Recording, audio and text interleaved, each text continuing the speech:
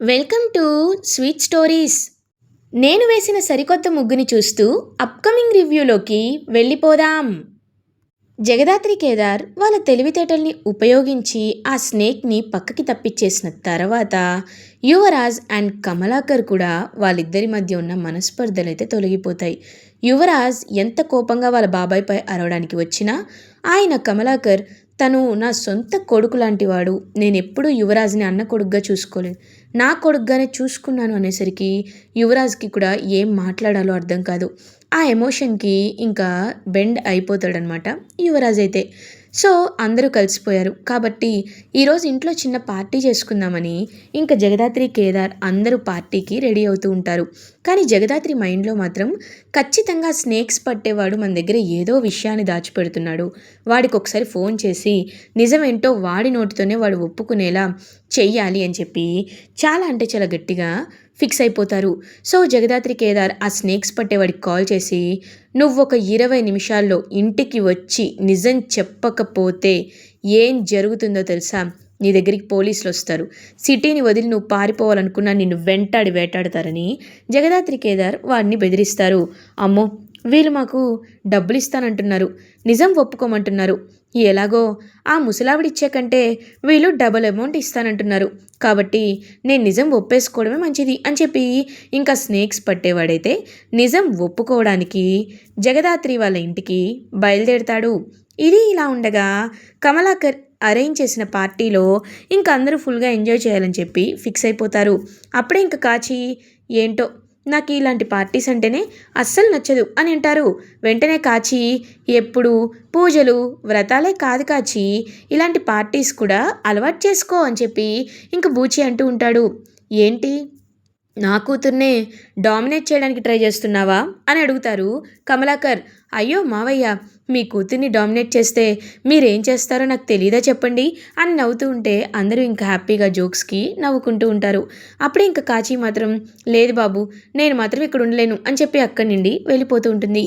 ఏ, నువ్వు లేకపోతే నేను డ్యాన్స్ చేయలేను అనుకున్నావా కాచి, నేను డ్యాన్స్ చేస్తాను అని చెప్పి ఇంకా అలా వెంటనే చిలకమ్మతో డ్యాన్స్ చేస్తూ ఉంటారు. అలా అందరూ కలిసి హ్యాపీగా అందరూ డ్యాన్స్ చేస్తూ ఉంటే అదంతా చూస్తూ సుధాకర్, వైజయంతి, నిషిక, జగదాత్రి అందరూ చాలా హ్యాపీగా ఫీల్ అవుతారు.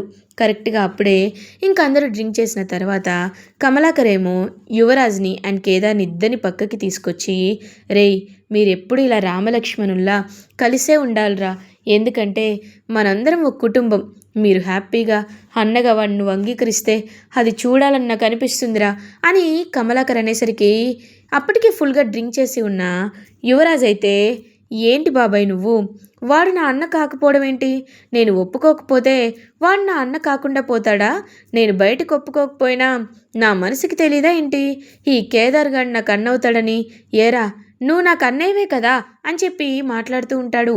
ఇంకా మాటలు విని నిషికకి చాలా కోపం వస్తుంది.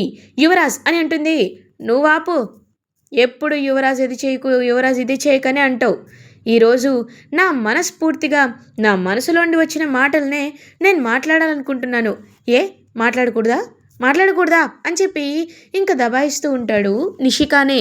ఇంక నిషికాయ వైజయంతి ఏమో, అమ్మి వాడు ఇప్పుడు డ్రింక్ చేస్తున్నాడు కదూ, కాబట్టి వాడేం మాట్లాడుతున్నాడో వాడికి తెలీదు, వదిలేసే అని చెప్పి వైజయంతి మెల్లగా చెప్తుంది. ఇంకా నిషిక కూడా ఏమీ మాట్లాడకుండా అలా తన కోపాన్ని కంట్రోల్ చేసుకుంటూ ఉంటుంది. అప్పుడే ఇంకా కేదార్ దగ్గరికి వచ్చి యువరాజ్, రేయ్, నువ్వు నా అన్న, నేను నీ తమ్ముడు అని చెప్పి ఇద్దరు చాలా క్లోజ్గా హ్యాపీగా ఉండేసరికి అదంతా చూస్తూ జగదాత్రికి ఎంతో అంటే ఎంతో హ్యాపీగా అనిపిస్తుంది. నిజంగా ఇలాంటి ఒక సిచ్యువేషన్ని చూడ్డానికే కదా ఇన్ని రోజులు నేను ఎదురు చూసింది, కేదార్ కూడా ఎంత సంతోషంగా ఉన్నాడో అని పాపం జగదాత్రి కేదార్ వాళ్ళ హ్యాపీనెస్ని చూసి ఎంతో అంటే ఎంతో హ్యాపీగా ఫీల్ అవుతుంది. కరెక్ట్గా అప్పుడే అక్కడికి ఆ స్నేక్స్ పట్టేవాడైతే వస్తాడు. వచ్చి ఈళ్ళే కదా అని చెప్పి చూస్తూ ఉంటాడు. ఆదిలక్ష్మి దూరం నుండి వీళ్ళని చూసి చాలా జెలస్గా ఫీల్ అవుతూ అప్పుడే వచ్చిన స్నేక్స్ పట్టేవాడిని చూస్తుంది. చూసి ఒక్కసారిగా షాక్ అయిపోతుంది. వామ్మో, వీడొచ్చాడేంటి, ఏయ్ వీడొచ్చాడేంటి, వీడు రాకూడదని చెప్పి వెంటనే గబగబా ఫాస్ట్గా వెళ్ళి, ఏంటి, ఎందుకు ఇక్కడికి వచ్చావని చెప్పి అడుగుతారు. ఏం లేదు, మీరు నాకు డబ్బులు ఇస్తానన్నారు కదా, ఆ డబ్బులు తీసుకెళ్ళడానికే వచ్చానని అంటారు. అదేంట్రా ఇచ్చాను కదా డబ్బులు, బంగారు గాజు కూడా ఇచ్చాను, ఇంకేంటి అని అంటారు. లేదు, అది సరిపోదు, ఇంకా డబుల్ పేమెంట్ ఇస్తానంటేనే నేను ఉంటాను, వెళ్ళిపోతాను, లేకపోతే ఇక్కడే ఉంటాను అని చెప్పి అంటారు. ఏంటి, డబుల్ పేమెంటా అంటే అనేసరికి 20 లక్షలు, 20 లక్షలు ఇస్తే నేను వెళ్ళిపోతాను, లేకపోతే నువ్వే నా చేత ఆ స్నేక్స్ని తెప్పించావని అందరికీ నిజం చెప్పేస్తాను అనేసరికి ఇంకా చాలా కోపం వస్తుందనమాట. అలా తనకైతే, రేయ్ ఏంట్రా ఎక్కువగా మాట్లాడుతున్నావు, నేను తలుచుకుంటే నువ్వేమవుతావో తెలుసా అని అంటారు. మీరెవరో, మీ ఫ్లాష్ బ్యాక్ ఏంటో నేను తెలుసుకోవాలనుకోవటం లేదు, నాకు కావాల్సిందైతే డబ్బు ఇస్తే చెప్పను, లేకపోతే చెప్పేస్తా అని చెప్పి అతను చాలా కీన్గా బెదిరించడం అయితే స్టార్ట్ చేస్తాడు కావాలనే ఆదిలక్ష్మిని. ఇంకా ఆదిలక్ష్మి అలా బ్రతిమలాడుతుంటే అప్పుడే వెనకాల నుండి జగదాత్రి వస్తుంది. వచ్చి ఇదంతా వీడియో అయితే రికార్డ్ చేసుకుంటుంది. రికార్డ్ చేసుకొని అప్పుడు ఆదిలక్ష్మి దగ్గరికి వెళ్తుంది. ఏంటి అత్తయ్య గారు, ఏం చేస్తున్నారు మీరు అని అడుగుతారు పిన్ని గారు అని చెప్పి. ఒక్కసారిగా ఇంకా ఆదిలక్ష్మి జగదాత్రి ఏం లేదు అని చెప్పి కవర్ చేస్తూ ఉంటుంది. ఏం జరిగిందో, ఏం జరగబోతుందో నాకంతా తెలుసు పిన్ని గారు, మీరేమీ ఈ విషయంలో ఆలోచించాల్సిన అవసరం లేదు అని చెప్పి జగదాత్రి ఇంక వాడినైతే లోపలికి తీసుకువెళ్తుంది. ఇంక వాడు వెళ్ళగానే ఒక్కసారిగా జగదాత్రి వైపు చూస్తూ ఉంటారు. అందరూ ఇంక పార్టీ మోడ్లో ఉండేసరికి, చూడు నువ్వు ఎక్కడుంటావో నాకు తెలుసు, రేపు వచ్చి నిజం చెప్పలేదనుకో ఏం జరుగుతుందో తెలుసా అని అంటుంది జగదాత్రి. తెలుసు మేడం, ఖచ్చితంగా నిజం చెప్తానండి అని వెళ్ళబోతుంటే కౌశికి ఏమో, జగదాత్రి ఎవరితను ఏంటి అని అడుగుతారు. అదే వదిన, ఇతను స్నేక్స్ తీసుకొచ్చిన వాడే అని అంటారు. ఇప్పుడు ఇతను ఎందుకు ఇక్కడికి వచ్చాడు అనేసరికి, మేడం ఆ కూరలు తీయని పాముని తీసుకురమ్మని చెప్పింది ఎవరో కాదు మేడం, అదిగో ఆవిడే అని ఆదిలక్ష్మి వైపు చూపిస్తారు. ఒక్కసారిగా కౌశికి ఆ విషయం తెలుసుకొని షాక్లో ఉండిపోతుంది. ఇంకా జగదాత్రి అయ్యో చెప్పేశాడే అని, నువ్వు వెళ్ళు అని చెప్పి వాడిని పంపించేస్తుంది. వదిన ఈ విషయాన్ని అనేసరికి జగదాత్రి, వాడు చెప్పింది నిజమా, ఇదంతా అత్తయ్య గారు చేయించారా అని అంటారు. అవును వదిన, ఎందుకు చేయించారో తెలీదు, కానీ ఆవిడ ఇదంతా చేశారు అని చెప్తుంది. ఒక్కసారిగా ఇంకా చాలా అంటే చాలా కోపం వస్తుంది కౌశికికి. ఇంక వెంటనే, లేదు జాత్రి లేదు, ఏ మనిషికైనా ఒక లిమిట్ అనేది ఉంటుంది, కానీ అత్తయ్య ఆ ప్రతిసారి లిమిట్ని క్రాస్ చేస్తూనే ఉంది. ఈసారి తన నా తమ్ముడు జోలికొచ్చింది, నేను ఇంక భరించలేను అని జగదాత్రితో అంటుంటే, వదిన కొన్నిసార్లు మనం కొన్ని విషయాల్ని ఫేస్ చేయాల్సి వస్తుంది, కరెక్టే, ఆవిడ చేసింది క్షమించరాని నేరమే, కానీ ఆవిడ వయసుకైనా మనం మర్యాద ఇవ్వాలి, ఆవిడ ఎందుకు ఇదంతా చేస్తుందో మనం సరైన మీనింగ్ తెలుసుకోవాలి, అప్పుడే ఆవిడ్ని మార్చగలం. వదిన మంచి మాటలతో యువరాజు లాంటి కఠినమైన మనసునే మార్చాలి అనుకున్నాం, అలాంటిది ఆదిలక్ష్మి పిన్ని గారిని మార్చడం తక్కువేమీ కాదు. ఒకప్పుడు ఆవిడ నిజంగా చాలా మంచిగా ఉండేవారు, మిమ్మల్ని తన కూతుర్లా చూసుకునేవారు, కానీ ఏ రోజైతే మీ విషయంలో అంత పెద్ద పొరపాటు జరిగిందో, ఎప్పుడైతే ఆవిడ మనసులో అనుమానం అనేది స్టార్ట్ అయిందో అప్పటి నుండే ఆవిడ ఇలా ప్రవర్తించడం మొదలుపెట్టారు. కాబట్టి నా మాట వినండి వదిన, మనిషిని ప్రేమతో మార్చుకుందాం అని జగదాత్రి కన్విన్స్ చేస్తుంది. పాపం కౌశికి చెడులో కూడా మంచిని వెతికే వాళ్ళలో నేను నిన్నే చూశాను, నిజంగా నీలాంటి వాళ్ళు ఉండడం చాలా rare, thank you so much అని చెప్పి ఇంకా అలా కౌశికి అయితే లోపలికి వచ్చేస్తుంది. ఇంకా ఆదిలక్ష్మి వైపు కోపంగా చూస్తూ ఉంటుంది కౌశికి. ఏంటి ఇలా చూస్తుంది, నిజం చెప్పిందా, లేదులే చెప్పుండదులే అని ఇంకా అలా అక్కడిని వెళ్ళిపోతుంది ఆదిలక్ష్మి. ఇది ఇలా ఉండగా మార్నింగ్ అవుతుంది. ఇంక జగదాత్రి కేదార్ అయితే అలా రెడీ అయ్యి హ్యాపీగా బయటికి వచ్చేసరికి కరెక్ట్గా అప్పుడే ఇంకా స్నేక్స్ పట్టేవాడిని రావద్దని చెప్పడం, కౌశికి విషయం అంతా చెప్పేయడం, ఇదంతా జగదాత్రి కేదార్తో చెప్తుంది. అయితే అక్క నిజం తెలిసినా ఎవరికి చెప్పలేదన్నమాట, చాలా మంచి పని చేసావు దాత్రి, లేకపోతే ఎలాంటి అపార్థాలు వచ్చేవో అని పాపం ఇద్దరు ఇంకా అలా హ్యాపీగా మాట్లాడుకుంటూ ఉంటారు. కరెక్ట్గా అదే టైంకి ఇంకా అలా కోపంగా చూస్తూ ఉంటాడనమాట యువరాజ్. నిన్న రాత్రంతా నేను వీడితో ఇలా మాట్లాడానా, ఈ విషయం నాకు తెలీదు, లేకపోతే అప్పుడే అడ్డుకునేవాడిని అని చూస్తూ ఉంటే కేదారేమో ఇంకా జగదాత్రి కళ్ళ ముందే యువరాజ్ దగ్గరికి వస్తాడు. వచ్చి యువరాజ్ అని అనేసరికి, ఏయ్ తెలుసు, రాత్రి నీతో నేను అలా మాట్లాడానని నాకు నిషి చెప్పింది. కానీ తెగ సంబరపడిపోద్దు. ఎందుకంటే అవన్నీ నేనేదో డ్రింక్ చేసి మాట్లాడిన మాటలు, నీపై ప్రేమ ఉండి కాదు అని చెప్తారు. చూడు, నువ్వు పైకి మాత్రమే ఇలా అంటున్నావు, కానీ నీ మనసులో నాపై ఏదో ఒక మూల నేను అన్నా అనే అభిమానం నీలో ఉందిరా. అది నేను ఖచ్చితంగా బయటికి తీసుకొస్తాను అని అంటారు కేదార్. అప్పుడే కమలాకర్ కూడా వచ్చి కేదార్తో, కరెక్ట్గా చెప్పావురా, నిన్నే వీడి బిహేవియర్ చూసే నీపై వీడికి ఎంత ప్రేమ ఉందో నాకు అర్థమైంది. కానీ వీడిలో ఉన్న ఆస్తి ఈగోనే బయటికి తెప్పించట్లేదు. నువ్వేం కంగారు పడొద్దని చెప్పి ఇంకా అలా కేదార్ని కూడా హ్యాపీగా ఓదారుస్తారు కమలాకర్. ఇంకా అలా యువరాజ్ అయితే ఆఫీస్కి బయలుదేరుతాడు. ఆఫీస్కి బయలుదేరిన వెంటనే అక్కడ సోనీ ఏమో వెయిట్ చేస్తూ ఉంటుందన్నమాట యువరాజ్ కోసం. సార్ వచ్చేసారా, మీ గురించే వెయిట్ చేస్తున్నాను, ఈ ఫైల్పై మీ సిగ్నేచర్ కావాలి సార్ అని చెప్పి ఇంకా అలా సైన్ చేయమని అడుగుతుంది. అప్పుడే ఇంకా యువరాజ్ సైన్ చేస్తూ ఉంటే ఇంకా యువరాజ్ చేయి పట్టుకుంటుంది సోనీ. యువరాజ్ ఒక్కసారిగా షాక్ అయిపోతాడు. సార్, నిజంగా మీ వైఫ్ చాలా లక్కీ సార్. మీలాంటి ఒక హ్యాండ్సమ్ హస్బెండ్ అనేవారు తనకి భర్తగా వచ్చినందుకు.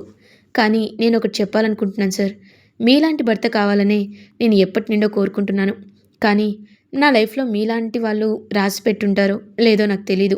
మీతో నేను హ్యాపీగా ఉండాలనుకుంటున్నాను సార్. ఒక ఫ్రెండ్గా మీరు నాతో హ్యాపీగా ఉండొచ్చు కదా అని అడుగుతుంది. ఇంకా సోనీ, అంటే సోనీ ఏమంటున్నావు నువ్వు అని అంటారు. అంటే ఏమీ లేదు సార్, ఇద్దరం కలిసి రెస్టారెంట్కి వెళ్ళడం, మూవీస్కి వెళ్ళడం అలా చేస్తూ ఉంటే నేను కూడా హ్యాపీగా ఉంటాను. మీకోసం నేను ఏదైనా చేస్తాను సార్. హ్యాపీగా మిమ్మల్ని హ్యాపీగా ఉంచడానికి నేను ఖచ్చితంగా ఉంటాను అని చెప్పి ఇంకా అలా యువరాజ్ని మాటలతోనే ఇంకా అలా తనైతే కావాలని యువరాజ్తో ఫ్రెండ్షిప్ అనే మాస్క్లో ఉండి ఇంకా యువరాజ్ని ట్రాప్ చేయడానికి ఫిక్స్ అయిపోతుందనమాట.